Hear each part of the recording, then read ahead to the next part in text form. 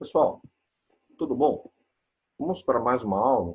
Na aula de ontem, a gente viu, seguindo o xadrez dos grandes mestres, a aula que foi na live de ontem, a gente começou analisando essa posição, que é um mate muito conhecido.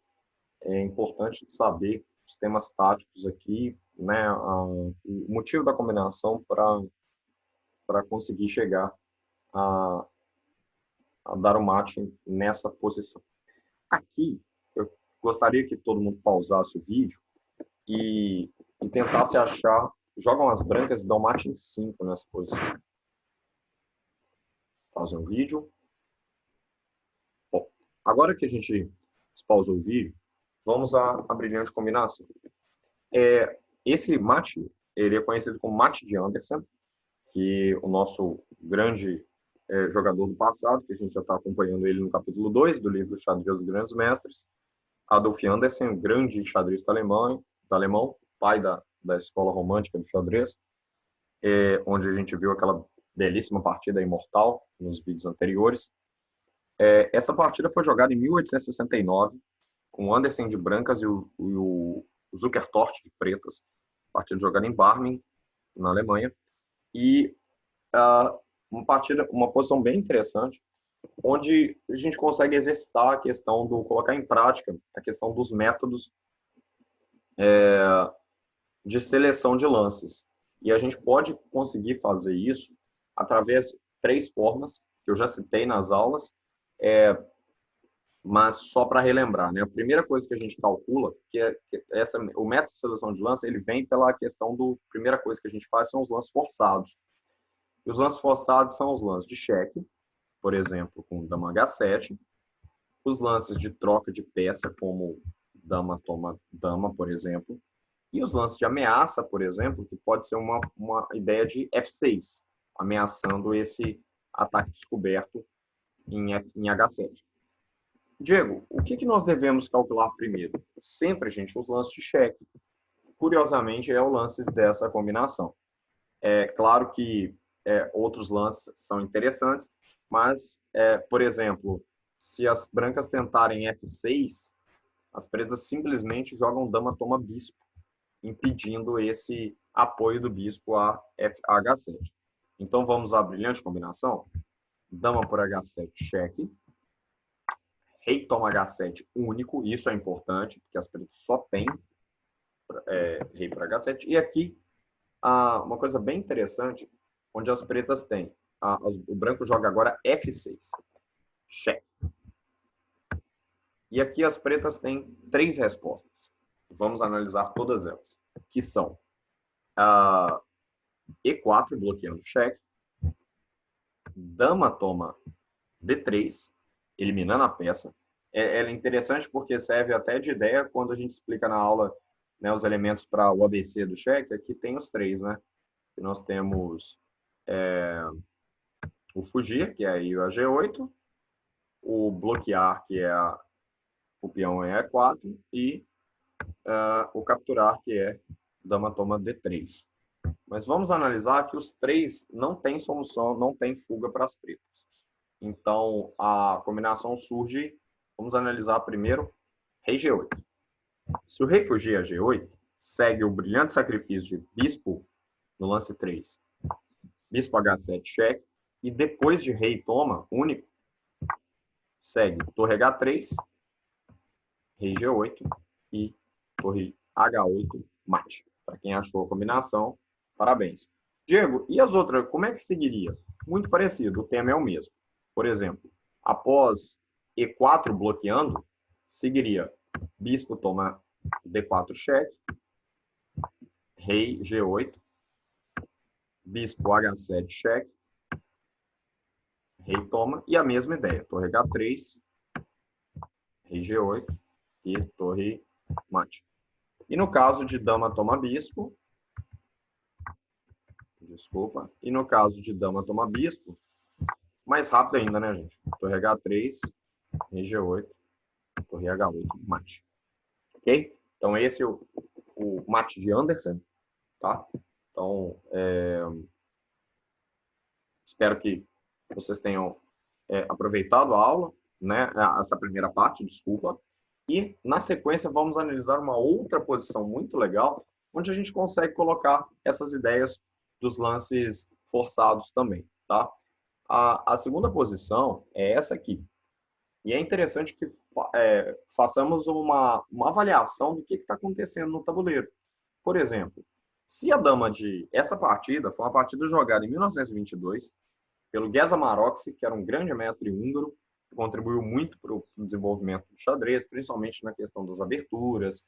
Nós temos eu vou explicar depois, nós temos uma formação de peões, que é C4 e E4, nas aberturas conhecido como Centro Maroczy.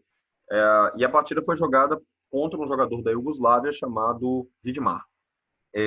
Partida jogada em Ljubljana, 1922. Essa posição, se a dama de D7 não existe, as brancas jogam dama F7 mate, se não tem a dama. Então surgem algumas ideias aqui. Mas, por exemplo, como não dá para eliminar a dama, tem alguns recursos que a gente pode tentar fazer. Desviar, atrair. Então, atração, desvio, bloqueio são alguns recursos que a gente pode usar nos temas táticos, nas posições no xadrez. Tá? Vamos calcular pelo método? Por exemplo, os cheques dama F7 direto e dama F8 não funcionam, porque se eu jogo dama F7, por exemplo, seguiria dama captura dama e depois de cavalo captura dama, rei captura dama. Rei captura cavalo, desculpa. Então aqui só basta que eu faça, né, duas atacam, duas defendem. Okay? Então aqui não tem problema nenhum. Aqui não tem problema. Aqui não tem como dar o mate pelo cheque. E se dama por F8, simplesmente torre por dama. Então não funciona. Diego de captura. Por exemplo, eu poderia pensar no lance como torre F6. Torre toma C6, desculpa. Porque se dama toma, aí sim eu consigo dar o mate. Mas não funciona, porque após torre toma C6, seguiria B toma C6. B, peão captura torre. Tá bom? Então não daria mate. Então eu começo a pensar em lances de ameaça. E na aula de ontem, o nosso aluno Eric, achou um lance muito bonito, que é o lance torre E7. Porque agora, por exemplo, se o bloqueando a ação da dama, impedindo, e ameaçando dama F7 mate. Agora, por exemplo, se bispo captura dama ou torre e cavalo captura torre, segue, a peça entraria no caminho. Por exemplo, vou fazer aqui. Bispo captura, mate. E se cavalo captura, bloqueando, entrando na frente da dama, mate. Agora que vem a pergunta. Diego, e se dama captura? Aqui que é bonito, né? Que aí segue mate em 2, né? Dama toma D7 e agora, se a dama bloquear, tem duas peças atacando. Por exemplo, após dama F7 ou dama E6, mate. Porque o rei, uma aula bem interessante é o seguinte, o checkmate nada mais é do que um problema de mobilidade do rei.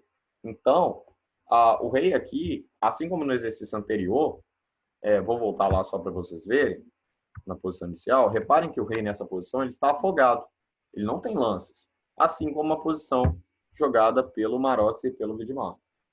O rei não tem, na posição inicial, ele não tem casas, porque o cavalo e a dama bloqueiam e as outras peças atrapalham. Então isso é importante porque o preto não seguiu o princípio de desenvolvimento, a torre está sem jogar, uma peça a menos nessa posição e o rei imóvel, né, afogado. Então, torre E7,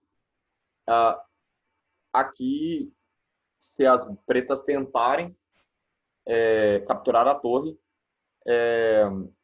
levariam mate, ou em 1 ou em 2. Né? Se toma de cavalo de bispo leva mate em 1, se toma de dama leva mate em 2. E o que fazer? Aqui surge uma ideia, que é bem interessante, que é o preto jogar o lance cavalo E5, atacando a dama e defendendo o mate. Mas as brancas simplesmente jogam torre toma cavalo ou elas podem jogar um lance sugerido pelo Eric aqui também na aula, que é torre toma E7, e após cavalo toma F3 cheque, cavalo toma F3 e as brancas estão ganhas, né? Então, tanto nessa posição, quanto fazendo o lance torre toma, as pretas têm que entregar material para não levar mate. Ok? Espero que tenham gostado da aula. Revejam para entender o tema e o processo dos lances candidatos, na questão dos lances forçados, tá bom? Como escolher, como avaliar uma posição de forma correta. E eu espero que o pessoal goste da aula. Um abraço, pessoal. Valeu. Até a próxima.